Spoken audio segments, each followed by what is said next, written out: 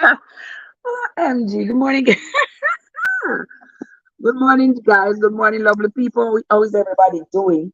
About 2 hours now since we finished reading. Since we finished reading the Bible, and now I am back at it again.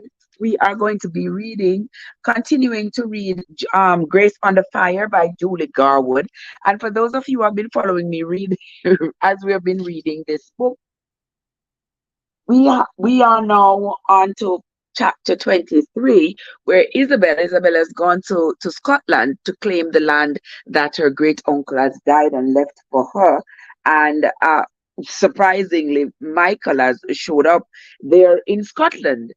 And we are going to be finding out what the two of them are up to. Well, Michael is intent on keeping Isabel safe. Isabel thinks that she can do everything by herself. She doesn't think she needs Michael. She is just about doing whatever she wants. But Michael is determined that he is going to keep her safe because he knows a little thing or two about safety. And Isabel sometimes act a little bit reckless.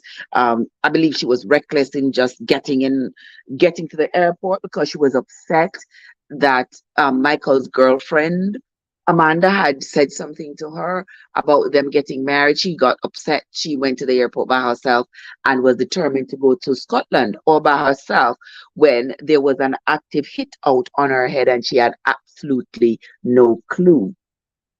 So here they are. They are both in Scotland, and Isabel, who drives like a maniac, has already scratched the rent a car that she had. Now they are worried about getting that fixed, and for her to remain sort of low key because she's now becoming a celebrity. Everybody can recognize her in public, they know who she is, and because of that, Michael believes that there is an increased risk for her safety. And so he's taking lots and lots of precautions to keep her safe. So this morning we are going to continue reading what the two of them are doing over there in Scotland. So we're going to read chapter 23 of the book Grace Under Fire by Julie Garland. Detective Craig Walsh finally decided to wake up. Nurse Terry happened to be in his ICU room checking his IV when her patient suddenly opened his eyes, grabbed a hold of her arm, and bolted upright. He called for Grace over and over again, his agitation increasing until he was gasping for air. His voice was raspy and raw from the breathing tube the doctor had removed it the day before. Oh my goodness, you gave me a shock, Terry said, her voice soothing, despite the fact that he had all but scared the curl out of her hair when he jumped at her out of the blue. We have been waiting for you to come back to us. Do you know where you are? Walt fell back against the pillow and closed his eyes.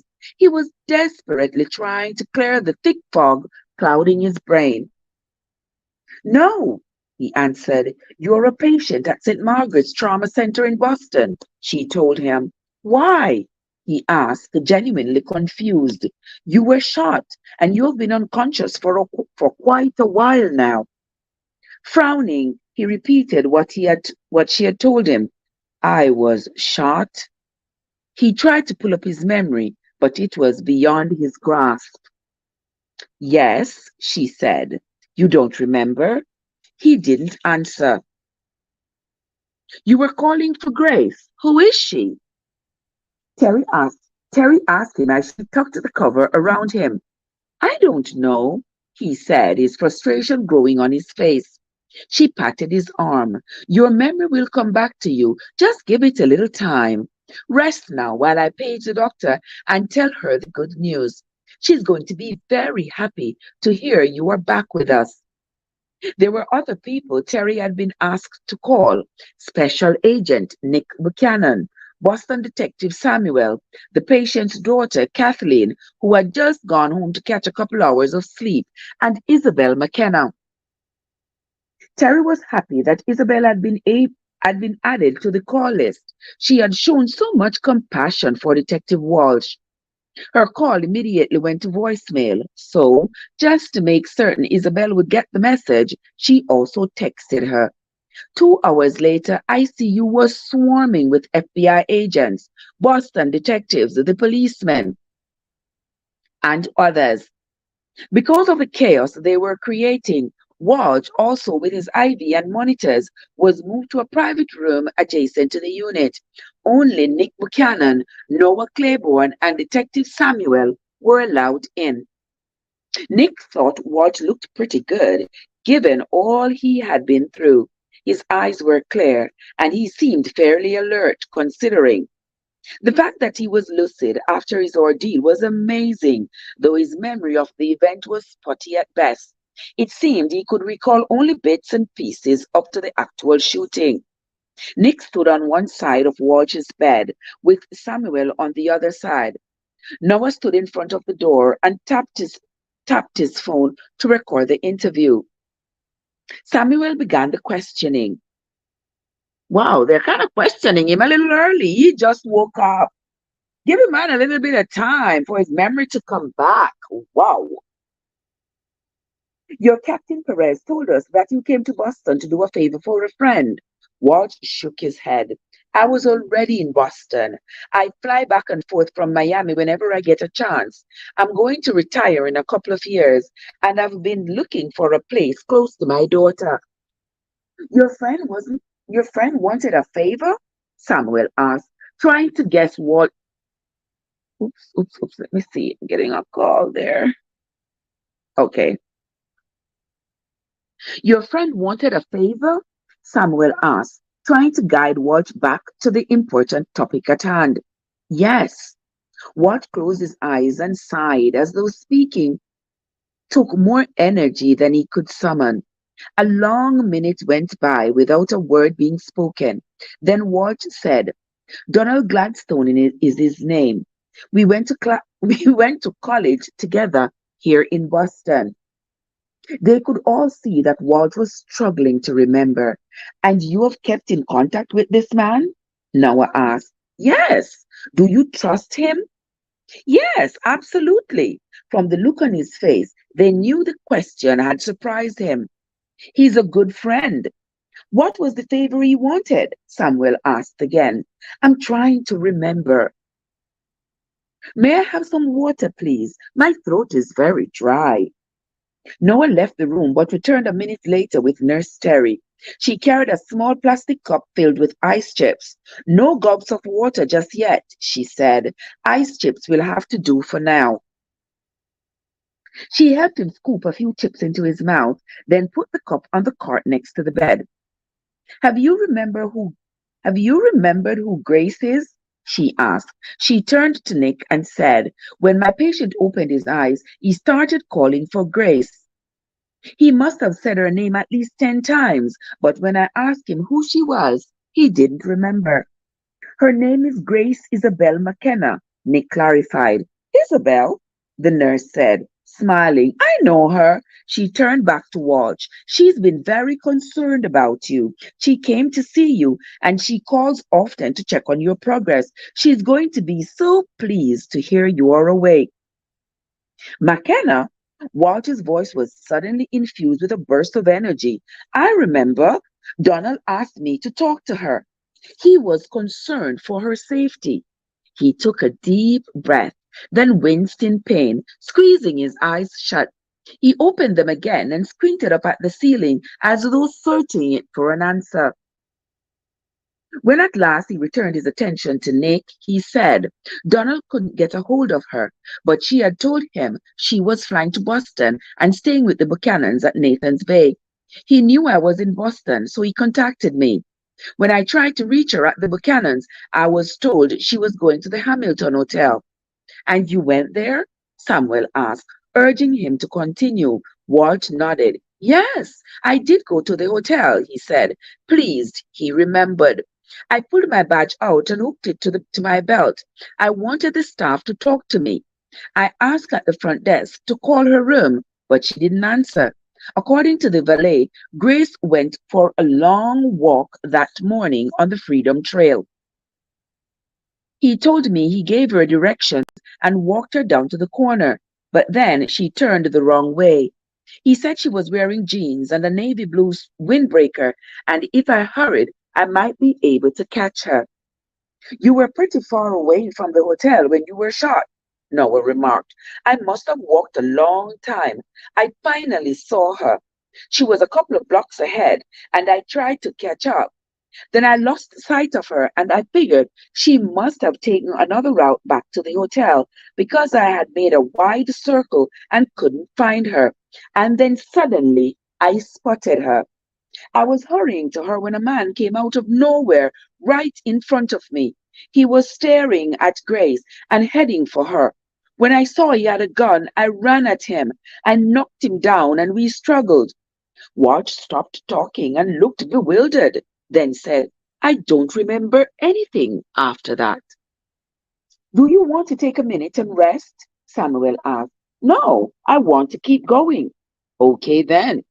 Let's move to something else, and maybe what happened will come back to you, Nick said, his tone brisk, anxious now to find out as much as he could before Walt faded. We know that Donald Gladstone is Isabel's solicitor in Scotland. Dunrose, he answered. He only just moved there a month ago from Edinburgh. Donald and I have gone fishing a couple of times, and he fell in love with the area. Fishing's always good, but it's bitching cold, he said with a smile. Noah laughed. Bitching cold? That doesn't sound like fun to me. It's actually exhilarating. It's a beautiful nook just north of Inverness. Donald wants to retire there. He looked at Samuel and said, I doubt he knows I've been shot. We'll tell him, Samuel assured, wanting him to concentrate on what had happened. Nick pressed on. Do you remember a flash drive? A what? A flash drive, Nick repeated. We think you had it in your hand and that you put it in Isabel's pocket. You had a gun in your other hand, Samuel said. The weapon wasn't mine, Walt said, frowning as though unsure of what he had just declared. Was it? No, it wasn't, Noah said. You were shot twice while you wrestled with him to get his gun away. It's probably that, somewhere in that struggle, you got the flash drive from him. And then you got up and staggered around the corner while you were losing copious amounts of blood, Noah added. We know that's a fact because you left a blood trail. Walt grimaced. You really don't remember getting shot twice? Samuel couldn't seem to wrap his mind around the idea of someone losing all memory of such a traumatic event. It's coming back, but it's hazy, except Grace Isabel McKenna. I see her as clear as ever. I don't know why. Maybe because she saved your ass, Noah said. Samuel pulled out his phone. I'm going to show you a video. Hopefully watching it will jog your memory. Opening the video on his phone, he held it so that Walt could get a clear view. Walt watched intently, flinching when he saw himself fall into Isabel's arms. The entire video lasted less than a minute, and after it ended, he asked Samuel to play it again. At the spot where the assailant rounded the corner and Isabel shot him, he asked Samuel to pause the action. This time he sat forward and studied the screen. That's not him, he stated. What do you mean it's not him? Nick asked. That's not the man I was fighting. I remember now. The man I took down had red hair. It was the color you don't often see, and I guess that's why it stuck in my mind. This is some other guy. And you have never seen this man before? No. Was there anyone else around when you first saw the man going after Grace? I don't think so. He seemed to just step out of the shadows. Maybe there was an alley. I don't recall. Samuel turned to Nick and Noah. Isabel said she saw a red-headed man at the distance. None of the witnesses saw him, so I was certain she was just imagining him. Or he was a bystander who didn't want to get involved. I should have dug deeper. So the man Isabel shot was not the man Walt took down, Noah said. Apparently not. Samuel admitted there were two coming for her. Nick's reaction to the news was a mixture of anger and worry, and that means one is still out there. As soon as they walked out of Walsh's room, Samuel headed back to his office to begin the hunt for the second man. Nick turned to Noah. We need to talk to Gladstone. They went into an empty waiting room, and Noah shut the door for privacy. It didn't take long for Nick to get Gladstone's office and home numbers. Checking his watch, he calculated it was late afternoon in Scotland, and he made a call to the solicitor's office. A woman with a thick, broke answered. Mr. Gladstone is just finishing up with a client. Would you like to wait on the line, or may he call you back? Nick wasn't in the mood to be patient.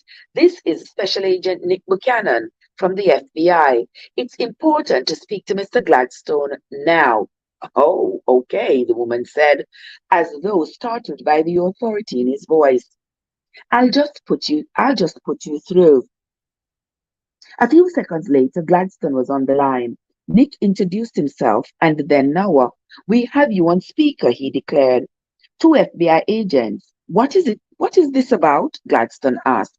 Detective Craig Walsh, Nick answered. What's happened? Is Craig all right? He will be, Noah said. He then told him about the shooting and explained that Walsh had only just awakened. His memory is still cloudy. Walsh told you Walsh told us to send him to talk to Grace McKenna, Nick said. Is that right? And if so, why? Yes, I didn't expect there would be any danger for him there in Boston. I shouldn't have asked him. They could tell they could tell Gladstone was rattled and gave him a moment to calm down. Then no one repeated his question. I was concerned about her coming here and wanted my friend, Detective Walt, to talk to her face to face and impress upon her the need to be on guard. I didn't want her to come up here alone, he added. It might not be safe. In what way?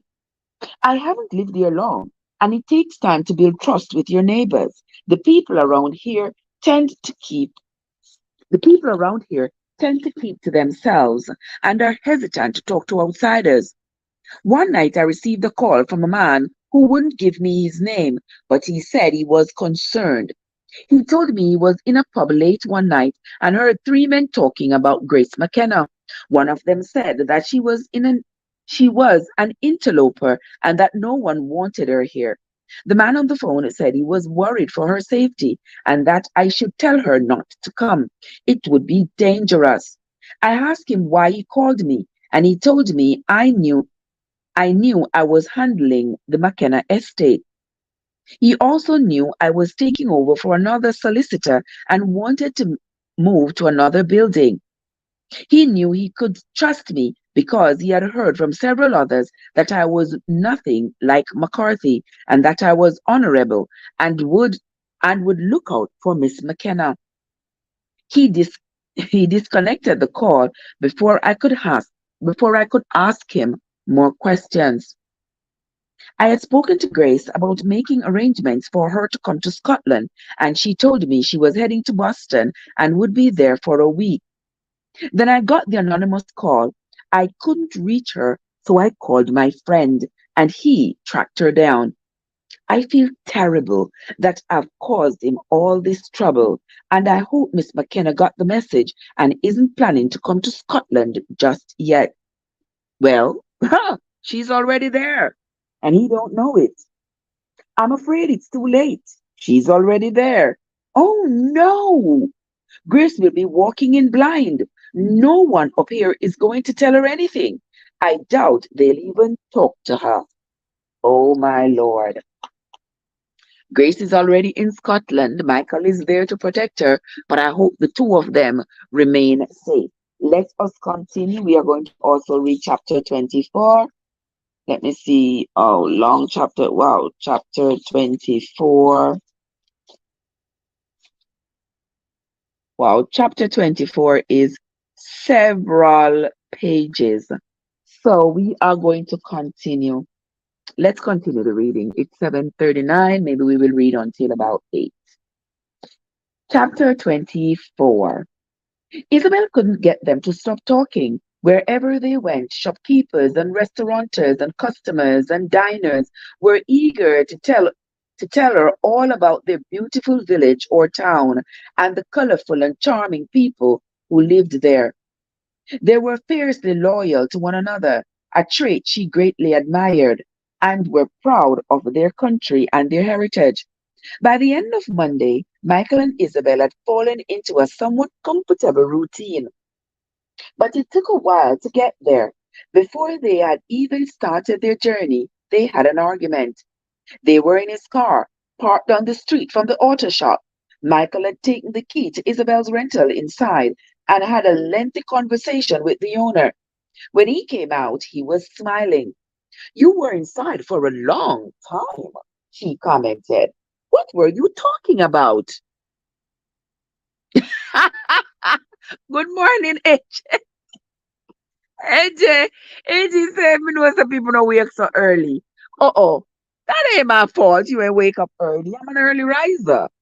4 o'clock is the time. I mean, I got to start reading then when it's dark outside because when the day lights up, I got so much to do. My brain is running at 1,000 miles an hour. So if you wake up late, listen to the rerun. Just go back and listen to it, AJ. You are something else. How you been, my friend? Good morning. Good morning to you. Happy Friday to you. I've already read the Bible and now I am reading the book Grace Under Fire. Let me continue. You just come out strong, son, AJ. Okay, let us continue. You were inside a long time, she commented. What were you talking about? Cars? He didn't embellish with the fact that they discussed her car in particular, the maniac drivers. I have our route figured out. As I've mentioned before, I want to stay off the highways and take back roads to Balilock. We could spend the night somewhere around there, finding a hotel where we could look out at the North Sea. He reached over, opened the glove compartment, and pulled out a map. Flipping it open, he handed it to Isabel. Inverness and Dunross, you'll notice, are northwest, and Ballylock is northeast. You want to go in the opposite direction? Yes, I do. She could tell he was going to be difficult, so she rushed ahead to explain her plan. I want to get the lay of the land and a feel for the people. He didn't understand. For God's sake, Isabel, we are not on a sightseeing tour. I need time, she admitted with a sigh. Time? You what? I need time to absorb what has happened. I know I'm going to have to deal with it soon. Michael rubbed his brow. Sweetheart, do you need to read what was on that flash drive again? Why? So you'll remember there are people here who want to kill you? He couldn't be more blunt than that, he supposed. She decided she would have to be honest with him, and if he then thought she was weak, that was on him. So I'll remember? I haven't stopped thinking about it, and inside I'm freaking out. I need time to calm down and come up with a plan. I don't want to go there scared. I'd like to get my fear under control first, and if that means we have to take a roundabout way to get to Dunross, then that's what we should do. You said you'd give me today and tomorrow, and you'll drive me wherever I wanted to go, she reminded. Don't you know I know what's going on up there? Or would you rather walk in without a clue? I don't even know who's living on Glen McKenna.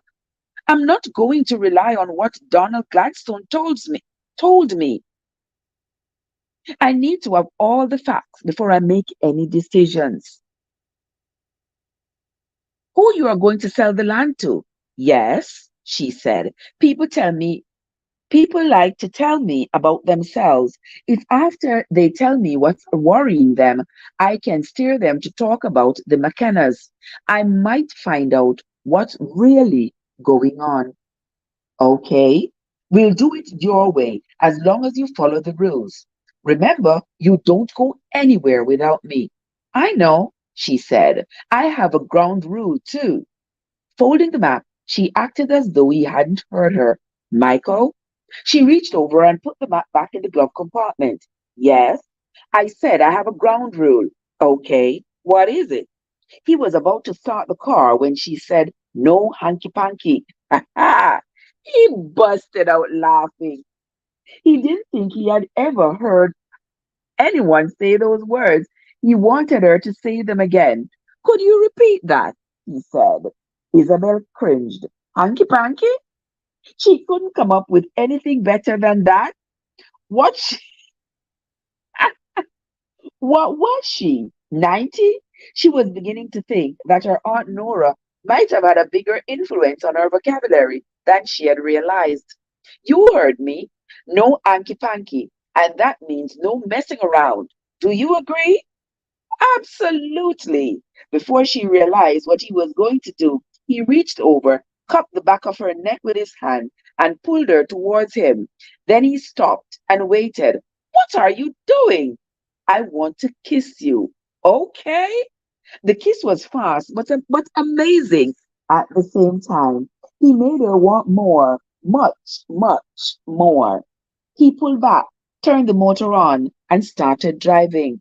He couldn't have looked more unaffected by the kiss. She couldn't have been more surprised if he had started whistling. Okay, she said. Okay.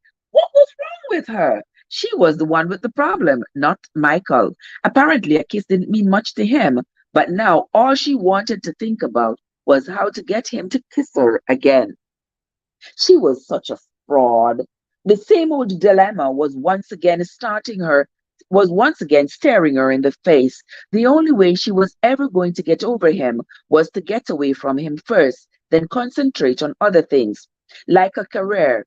She knew she was never going to stop caring about him, but eventually she hoped she could move on. She didn't want to be miserable for the rest of her life. She could only imagine how depressing the songs she would write would be. Songs of heartache, heartache, and more heartache. That sounds like Taylor Swift. She made a promise to herself. No matter what happened in the future, she wasn't going to write any whiny, my man done me wrong songs. She turned her thoughts to more important matters.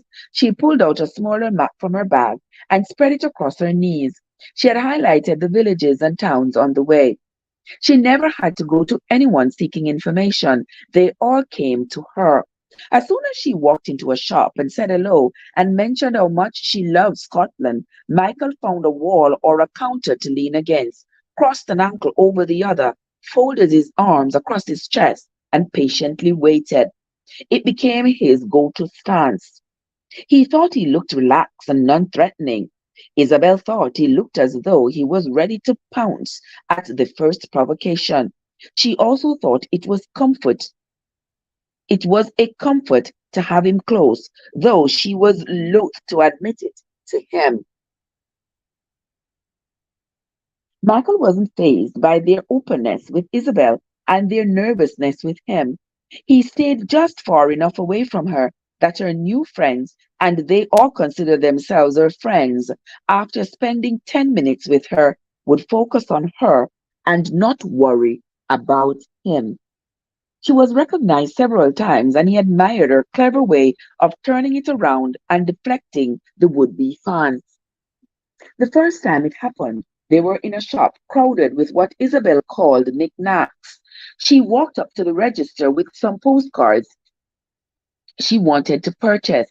The teenage salesgirl behind the counter, wearing a tag with the name Heather, slipped to her blue clipped to her blue apron, did a double take the second she saw Isabel and blurted, You are that famous singer, aren't you? Oh my God, is it you? Isn't it? Her voice rose to a squeaky shout.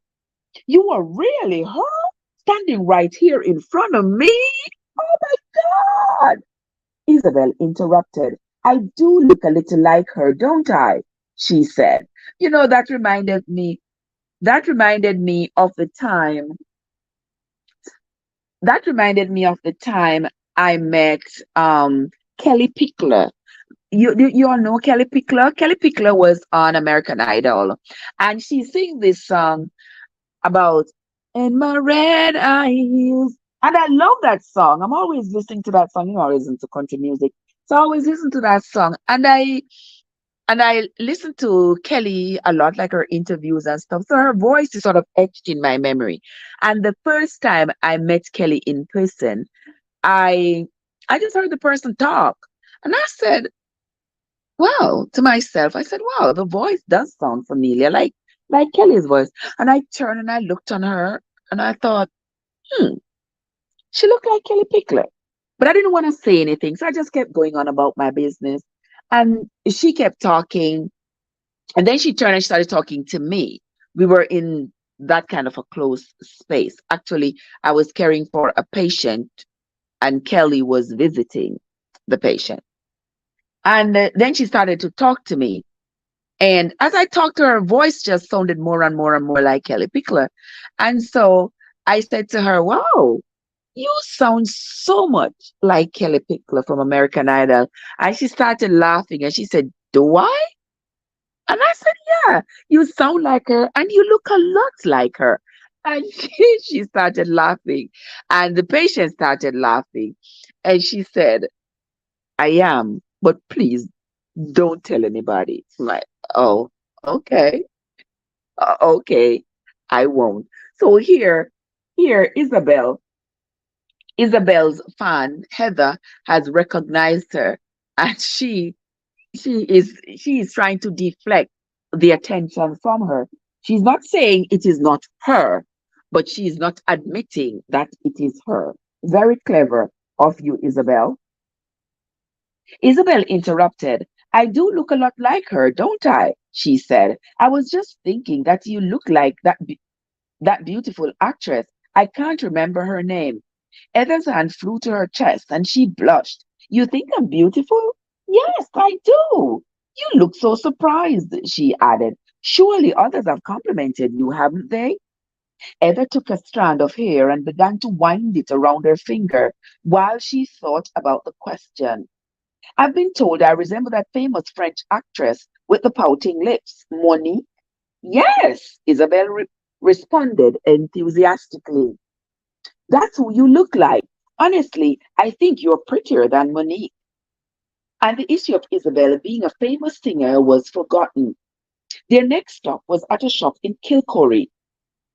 Isabel learned that a group of outsiders were trying to purchase Glen McKenna, and there was a fight going on over the ownership. The clerk of the woollen shop, after describing his worries about his son's lack of ambition and his wife's need to coddle the boy, said that ownership of Glen McKenna could be tied up in the courts for years.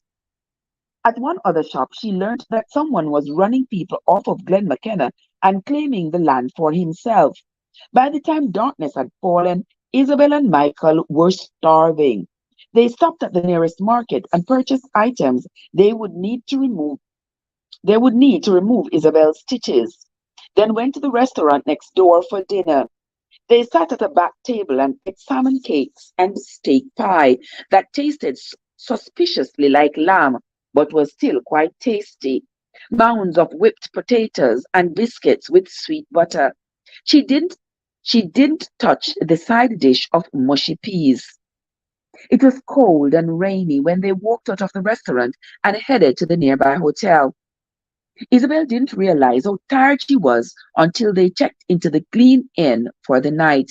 It was a small hotel the owner advertised as cozy. It wasn't. The manager assured them that their room had a brand new king size bed. It didn't. The size was somewhere between a queen and a double. There were square tables with lamps on either side of the bed, a saggy upholstered chair in the corner, and a small round table, which was all the tiny room could hold. The bathroom had been newly remodeled and was almost as large as the bedroom. Isabel showered first, then put on her blue pajama shorts and camisole. She walked back into the bedroom with the tube of body lotion her sister Kate had given her. Isabel loved its scent of camellias because it reminded her of her mother's flower garden. Michael barely glanced at her. He had removed the coverlet, which matched the floral drapes and floral tablecloth, and now was on the phone having an intense conversation. How was she going to sleep in the same bed with him and not touch him? Ignoring him was impossible in such a tiny room, but she would give it her best try. She sat on the bed, propped a pillow against the headboard, and took her time rubbing the lotion into her arms and legs. He was on the phone for a long time. With his back to her, he was speaking so quietly she couldn't make out the conversation, but she heard him utter agreement several times. Once he finished, he put the phone on his charger and turned to her. Just as a precaution, I don't want you to turn your phone on. You can use mine to make calls. But I don't want anyone tracking you. Can they do that? Oh, really? Really, Isabel? We aren't taking any chances. She agreed with a nod. Who were you talking to? Nick, he answered. He picked up his shaving kit and headed to the bathroom. I'll fill you in after I shower. And Isabel, yes? Put some damn clothes on. She looked down at herself. Her clothes had disappeared. You're right. Isabel knows exactly what she's doing, but her clothes disappeared. Her clothes didn't disappear. She took off them clothes, hoping to get home by Michael. Come on now. Closing her eyes, she folded her hands in her lap and tilted her head back to rest on the headboard, trying to clear her mind of everything but happy thoughts. That proved impossible because Michael kept getting in the way. She could hear the shower running and naturally pictured him naked with warm water cascading down his muscular shoulders and arms. She wondered what he would do if she stepped into the shower with him. Probably let her seduce him again. She tried to erase the image from her mind, but it was impossible. Thankfully, the shower ended. She had the discipline of a nymphomaniac. She told herself to think about tomorrow and what she wanted to accomplish. She came up with a few ideas, but when Michael walked out of the bedroom and every other thought in her head vanished, he was wearing a white towel around his waist and nothing else. She could barely catch her breath.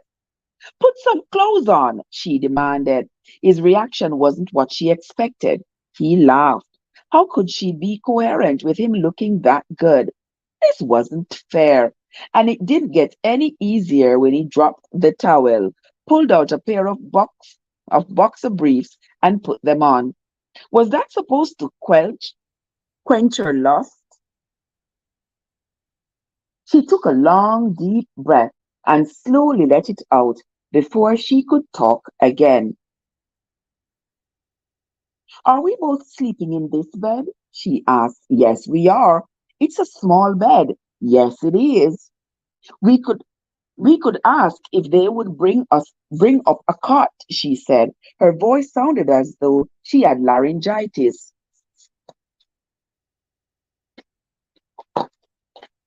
No, she wasn't sure why she was being so stubborn. In an effort to get along, she decided to acquiesce, knowing it was going to be a long, tense, sleepless night for her. Okay, then. We'll share the same bed. Damn right. You are in a mood, aren't you? He didn't answer her. Changing the subject seemed the prudent course of action because she didn't want to get into an argument. I'm glad we had the chance to talk to some people today, but we didn't really find out much about Glen McKenna. I think we should head west tomorrow, like you said. I'm ready. I've had time to calm down. I'm still angry, but I think that's a good thing because it will keep me on edge. Michael walked over with a paper bag from the store. She couldn't stop staring at his chest. all muscle. She knew from kissing and touching him, and the heat radiating from him, the way the dark hair tapered at his navel. Oh my God, Isabel. He had to move her legs out of the way so he could sit down next to her. I know you want to take some time to get information about Glenn McKenna, so okay, we'll do that. We'll just have to be careful. He gestured towards her arm. Okay, let's get those stitches out. She shook herself out of her stupor. What did you say? I said it's time to take out your stitches. Michael dabbed alcohol on her arm and gently clipped and removed the stitches one by one. She grimaced a couple of times. It stings. I like that you don't hide what you're feeling. Why would I? I don't need to be tough with you. No, you don't, he agreed. Okay, all finished. The surgeon did a good job. Remember what he called you? No, I don't. Yes, you do. The Greek goddess, right? He laughed then. He, the look on her face. You didn't like it, did you? No, I didn't, he admitted. Michael was sitting so close to her. His leg rubbed against hers. It was odd, she thought. As sexy as Xavier was, she hadn't reacted to him the way she reacted to Michael. Even his scent aroused her. Who knew a whiff of soap could be so seductive? He looked into her eyes, and she suddenly felt as though he could read her thoughts. Thank God he couldn't, because then he would know how sex crazed she became when she was near him. It seemed like it all happened such a long time ago. Shooting that man, getting stitches, performing with Xavier, and you, she silently added, you happened too. It had all blended together. You are handling it with grace. He was wrong, but she didn't tell him so. Inside, she was constantly struggling to keep it together. He put the supplies away, grabbed a white t-shirt from his duffel bag, and put it on. Isabel, Isabel fluffed the pillow, pulled the sheets back, and lay as close to the edge of the bed as possible so that Michael would have a little room. Are you tired tonight? She asked. Yes, I am. Maybe that was why he was acting as though sleeping with her wasn't going to be a problem. He was exhausted after the long flight from Boston and the long day he had spent with her. He probably hadn't had any sleep in 36 hours. Was being with her a chore? She wondered. Had he drawn the short straw in the Buchanan family and got stuck with her? Maybe she should just ask. She didn't have to hide her real reactions and pretend everything was all right when it clearly wasn't. She could be honest with him. So why hadn't she talked to him about that viper Amanda? Might as well get it out in the open now. Michael, Amanda asked. Michael, Amanda asked me to sing at your wedding. A scroll crossed his face when he responded, yeah, I know. Reagan told me. She waited for him to say something more, and after a minute or two, realized he wasn't going to. Who was he angry with? Her? For telling him about Amanda's request? Or Amanda for asking? She broke the silence. I told her no. He nodded as though he had just given him some serious news he needed to mull over. She felt like shouting at him. Why does she think she's going to marry you? Michael's words were measured when he finally answered, Sweetheart, I was never going to marry her. And she knew that. We haven't been together in a long time. I saw her when I was in Boston, which wasn't all that often. I was convenient for her, and she was convenient for me. That's all there was to it. She couldn't stop herself from asking, am I convenient? He laughed, surprising her. No, you're not convenient. You're a pain in the butt. She smiled. Thank you for lying, she silently added. Michael turned the bedroom lights off. With the drapes closed, the room was pitch black. He opened the bathroom door a crack to shed a sliver of light on the floor. then got into bed. Rolling to his side, he quickly pulled her up against him before she was flying to the before she went flying to the floor and anchored her with his arm around her waist. Will you be able to sleep like this? She whispered. I could move to the chair. It doesn't look it doesn't look too lumpy. I won't be able to sleep unless I know you are close. Do you think I'll leave during the night? No, I need to. No, he answered. I need you close. He repeated curtly. Now go to sleep. Hey, Shawazeb, how are you doing? Hello, hello, hello. Good morning to you, my friend. How are you doing? So good to see you. Welcome, welcome, welcome. Thank you so much for stopping in the live this morning. We are reading the book Grace Under Fire, written by the lovely Julie Garwood. We are reading this book, and I thank you so much for coming in. I hope you all are enjoying the reading as much as I am enjoying bringing it to you. Do you think I'll leave during the night? No, he answered. I need you close. He repeated curtly. Now go to sleep. She tried. She really tried to relax and drift off to sleep, counting sheep, relaxation techniques, replaying boring speeches she had had to sit through in college, counting sheep again.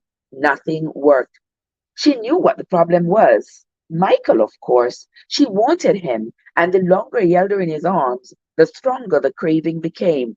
She wasn't going to feel guilty about it. She was an adult, and she didn't think there was anything wrong with having sex with a man she cared about. But she would not be the aggressor again. If he wanted her as much as she wanted him, he would have to make the first move. Maybe he was fighting the same battle she was and was just as miserable. That pleasing possibility was snatched away a moment later when his breathing became deep and even. He had, he had already fallen asleep. Gritting her teeth, she began counting sheep again. One little sheep, two little sheep, three little, four little, five little sheep. She reached 42 sheep and stopped counting long enough to vow that Michael would have to beg her before she let him touch her again. Beg? Beg, no matter what. And even then, she might just say no.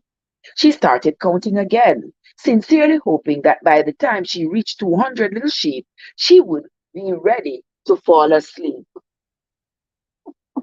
Isabel, Michael whispered, as though he didn't want to wake her. She rolled over in his arms. Yes, I want you. Did he beg? Close enough, she decided. She kissed the side of his neck. I want you too. She loved the way he kissed her. He tugged on her hair to get her to tilt her head back, and then his mouth covered hers in a scorching kiss. His tongue penetrated and stroked hers, receded and penetrated again and again in a mating ritual that drove her wild. He held nothing back. Keeping her tightly against him, he rolled and pinned her beneath him. Each kiss was hotter and wilder. He lifted her head and let out a long, raspy breath in an attempt to slow down. The passion ignited so quickly and became so intense she didn't know how he got her clothes off and then his. Their bodies melted together, clinging to each other. The hair on his chest rubbed against her breasts when he moved, sending the most erotic sensations running through her body. He slowly moved down her body, kissing every inch of her. He caressed her breasts, and when he stroked her nipples, she cried out and nearly came off the bed. We read this already, for crying out loud. They did that already, and all of this stuff that they did. She moved restlessly against him, pushing up against his arousal. She wanted to touch him, to drive him crazy, but Michael wouldn't let her. His mouth covered hers again in a wet, hot kiss, and then he lifted up and held her gaze as the palm of his hand slid down between her thighs. She was ready for him, but that wasn't enough. He wanted her out of her mind with desire for him. Michael, please, she begged. She thought she would die if he made her wait any longer. He pushed her thighs apart, hesitated until she looked into his eyes, and then thrusted inside. Dear, oh my God. You Her body was throbbing for release. She barely understood what he was saying to her.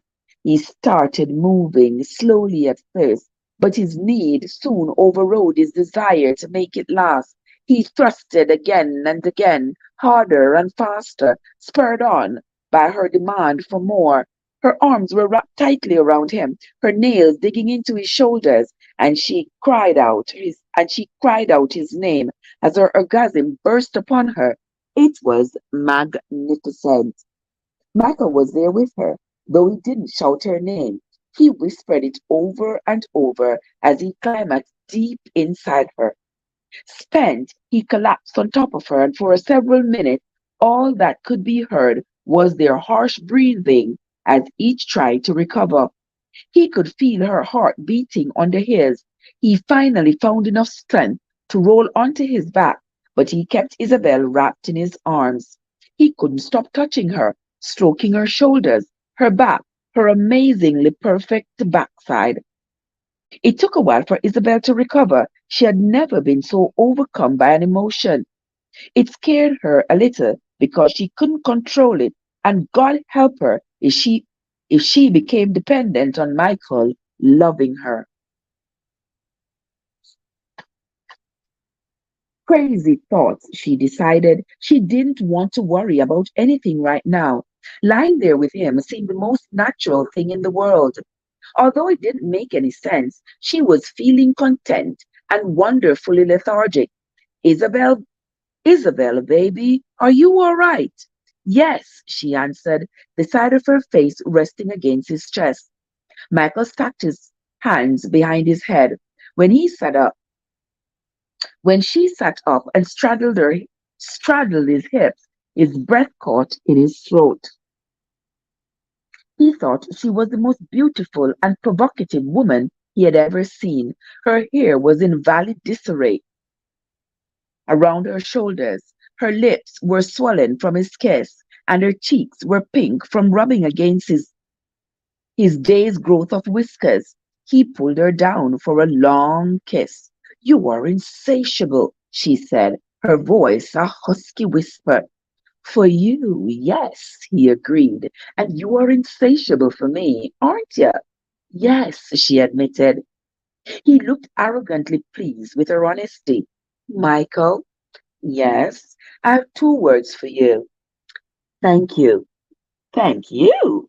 She laughed. You think I was going to say thank you? You should. I was pretty spectacular, and I do believe you screamed my name a few times. The smile in his eyes distracted her for a second. He was such a handsome devil. That's not what I was going to say. Then what? He asked. What two words? She slowly trailed her fingers down his chest. My turn. Okay, guys, that is the end of chapter 24 of the book Grace Under Fire. Yes, Michael and Isabel are in Scotland and they're getting it on there. When we come back tomorrow, we will read some more from Grace Under Fire. We'll be reading chapter 25 when we come back tomorrow. Guys, I hope you all enjoy the reading as much as I enjoy bringing it to you. That is going to be the end of our reading for today, my friends. Until next time, this is Trev from Trevessence, where your journey matters. And that's going to be it from me for today, my friends. Until next time, when we meet again for the reading of Grace Under Fire, have yourselves a great Friday and a great weekend, everybody.